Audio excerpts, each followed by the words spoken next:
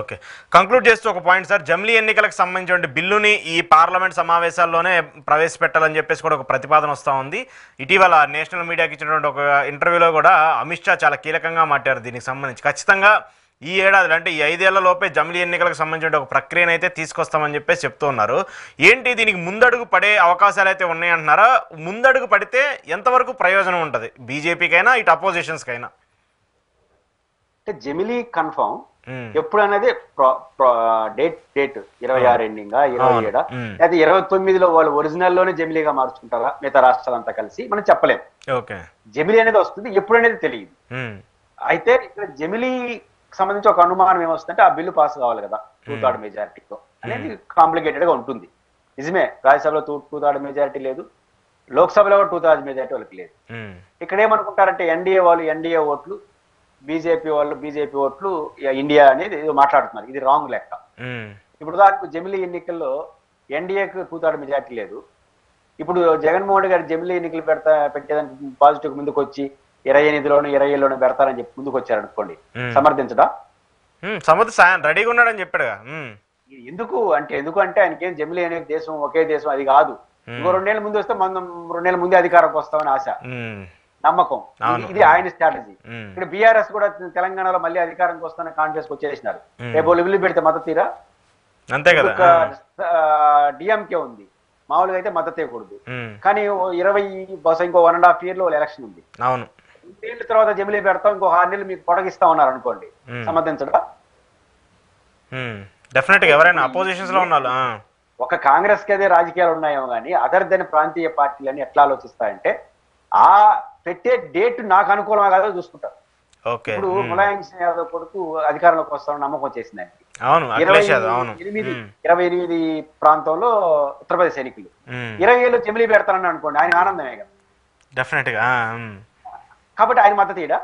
కాబట్టి ఎన్డీఏ పక్షాలు ఒక లెక్క కూడి ఇండియా ప్రాంతీయ పార్టీలు కూడేసి అందరూ మద్దతు తీరు, ఇది బండ సిద్ధాంతం. రెండోది తెలుగుదేశం పార్టీ ఉంది, అనివార్యంగా బీజేపీతో బాగుండాలి కాబట్టి మద్దతు ఇస్తే ఇచ్చుకోవచ్చు, కానీ తెలుగుదేశం పార్టీ వ్యతిరేకించే అవకాశం ఉందేమో. లేదు, ఆయన చంద్రబాబు నాయుడు గారు చెప్పారు డైరెక్ట్ గా, మీరు ఎప్పుడు ఎన్నికలు వచ్చినా సిద్ధంగా ఉండండి, జమిలీ వస్తాయా లేదంటే ఇంకోటి వస్తాయా అనేది కూడా సిద్ధంగా ఉండండి అని ఆయన చాలా సార్లు కూడా చెప్పారు. ఆయన బీజేపీతో తెగతెంపులు తెంచుకోవాలని నిర్ణయించుకుంటే మొదట వ్యతిరేకించే వ్యక్తి ఆయన. జమిలీనా? ఓకే. ఎందుకు నేనే వ్యతిరేకిస్తాను చంద్రబాబు గారి ప్రాంతంలో ఉంటే. 29 వరకు నాకు ప్రజలు అవకాశం ఇస్తుంది, 27లోనే పెట్టేస్తే ఏం చేస్తుంది నేను? ఓకే. కాబట్టి తన రాజకీయ అవసరాలు కూడా చూస్తాడు కదా. కాబట్టి బీజేపీని కొడదాం వదిలేసి వచ్చేద్దాము అనుకుంటే దట్ ఈస్ డిఫరెంట్.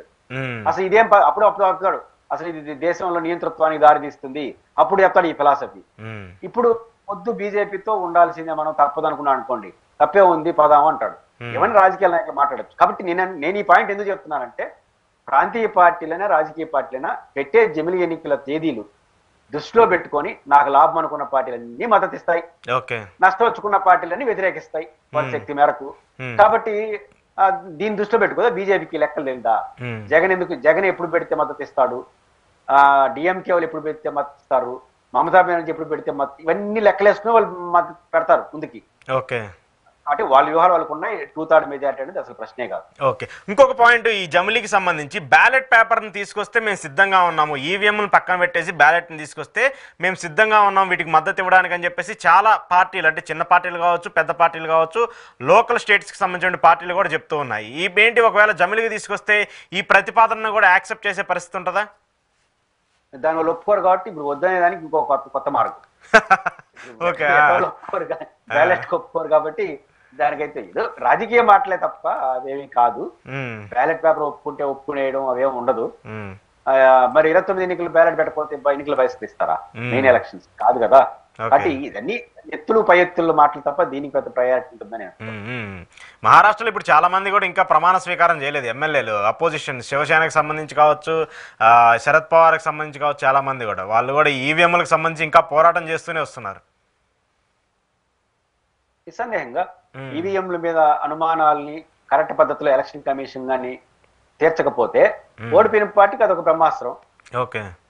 ఇప్పుడు ఓడిపోయింది, కోపం ఉంది, ఎలక్షన్ కమిషన్ ప్రజల్ని మెప్పు పొందే పద్ధతిలో బిహేవ్ చేయట్లేదు. నేను ఎలక్షన్ లో ఈవీఎం ట్యాంపరింగ్ జరిగింది నేను అన్నాను, కానీ మనం చాలా సందర్భాలు మాట్లాడుకున్నాం. ఒక ఆరోపణ వచ్చినప్పుడు దాన్ని ఆన్సర్ చేసి ప్రజలు వీళ్ళు బాగా ఆన్సర్ చేశారనిపించే పద్ధతిలో ఎలక్షన్ కమిషన్ బిహేవ్ చేయట్లేదు. చేయనప్పుడు ఏమవుతుంది, ఇదే మంచి అవకాశం కదా, గెలిచి ఓడిపోయిన వాళ్ళు దీన్ని ఎత్తుకుంటారు నెత్తికి, కానీ మొత్తం దీంట్లోనే గెలిచారా మీరు అని చెప్తా ఉంటారు. వాళ్ళు పోయిందేమో, దానికి కావాల్సిన రాజకీయాలు వాళ్ళు చేస్తారు. ఎలక్షన్ కమిషన్ పర్ఫెక్ట్ గా ప్రజలు మెప్పు పొందే పద్ధతిలో ఏమి జరగలేదని నిరూపిస్తే తప్ప అంతవరకు ఓడిపోయిన ప్రతి ఒక్కరు దీని ఒక ఆయుధంగా మార్చుకొని అధికారంలో ఉన్న వాళ్ళపైన ఫైట్ చేస్తారు. అంతే కదా sir. Thank you sir, thank you very much. ఇది పురుషోత్తమ రెడ్డి గారితో ఎక్స్క్లూజివ్ ఇంటర్వ్యూ. చూస్తూనే ఉండండి ప్రజా చైతన్యం.